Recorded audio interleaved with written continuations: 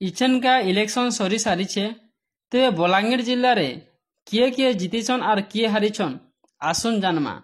Balangir Lok Sabha seat नु Sangeeta Singhdeo 1,32,664 vote रे BJD Surendra Singh भई आउ कांग्रेस मनोज मिश्र के हरे करी जीतीछन। से मेखान बलांगीर विधानसभा सीट रे बीजेडी कलिकेश सिंहदेव 13,409 खंड भोट रे कांग्रेस समरेंद्र मिश्र के हरे करी जीतीछन। कोटाबांजी विधानसभा सीट नु बीजेपी लक्ष्मण बाग निकटतम प्रतिद्वंदी बीजेडी सुप्रीमो नवीन पट्टनायक को 16,321 खंड भोट रे हरे छन। से मेकान टिटलागढ़ विधानसभा सीट टू बीजेपी नवीन जैन टुकुनी साहुकन्नु 17,359 भोट अधिका पाई जीतीछन।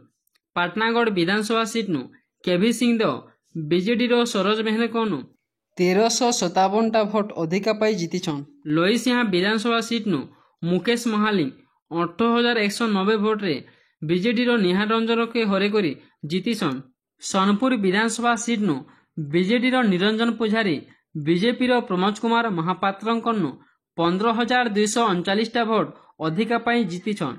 से मेखान वीर महाराजपुर सीट नु बीजेपी रघुनाथ जगदला 21,946 भोटे बीजेडी पद्मनाभ बेहरा को हरे करी जीतीछन।